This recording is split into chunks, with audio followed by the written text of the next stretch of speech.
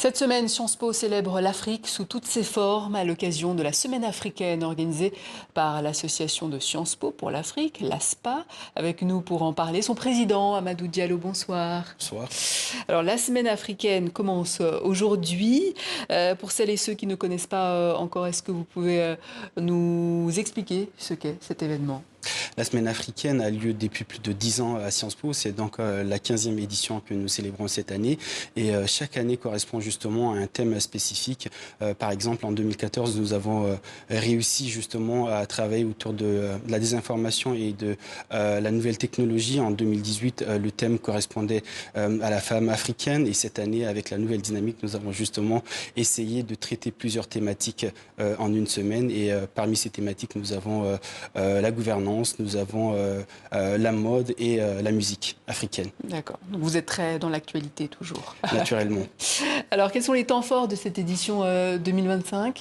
Un marché culinaire au programme. Nous avons également un défilé de mode. Nous avons un forum sur la gouvernance durable en Afrique. Mais l'ASPA, ce n'est pas que la semaine africaine. Nous avons également d'autres événements avec des chercheurs, des politologues qui sont issus du continent ou qui ont un lien plus ou moins direct avec le continent, justement pour traiter des questions africaines.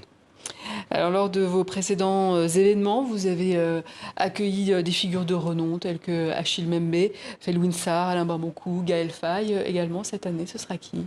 Cette année, on aura au programme Youssou N'Dour.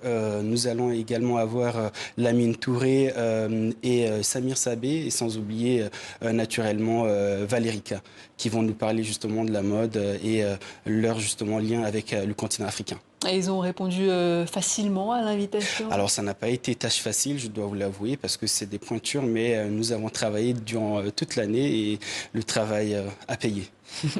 Et comment faire en sorte que cette semaine ne parle pas qu'à la diaspora africaine, mais à un public plus large ? Alors d'abord, la médiatisation aide beaucoup, mais aussi essayer justement d'aller dans la même dynamique que les sociétés africaines, c'est-à-dire essayer de répondre à leurs aspirations, parce que nous essayons justement de promouvoir l'identité démocratique du continent à l'étranger. Le fait justement de répondre aux aspirations, d'être dans la même phase que les jeunesses africaines, nous permet justement de leur parler beaucoup plus facilement. Alors vous en parliez un petit peu tout à l'heure, mais plus largement, au-delà de cette semaine, quel est le rôle de l'ASPA à Sciences Po tout au long de l'année ? Alors l'ASPA a été créée en 2006 et nous essayons justement de promouvoir l'Afrique dans toute sa richesse, dans tout ce qu'il a de plus beau. Nous organisons des conférences, des ateliers culturels, des visites d'ambassade justement. Le but étant de créer un espace de réflexion pour déconstruire tous les clichés qui tournent autour du continent et aussi se départir naturellement de tout vocabulaire misérabiliste qui vise le continent africain.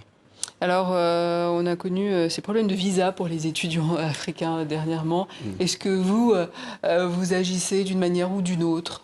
Alors, c'est vrai qu'on ne s'est pas encore penché sur la question, mais nous essayons de suivre l'actualité de près et de voir un peu dans quelle mesure on pourrait justement accompagner les étudiants qui sont dans le besoin. Mais nous n'avons pas naturellement été approchés par un étudiant ou une étudiante, mais si nous rencontrons ce genre de situation, nous n'hésiterons pas à nous mobiliser justement pour venir en aide à ces étudiants qui veulent venir tout simplement faire leurs études et repartir pour la plupart d'entre eux pour justement servir le continent et aussi renforcer les liens entre les différents pays.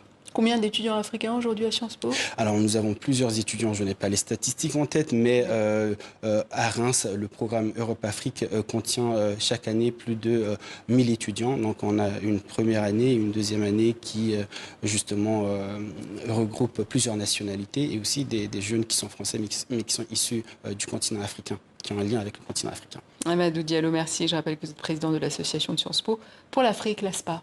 Merci madame.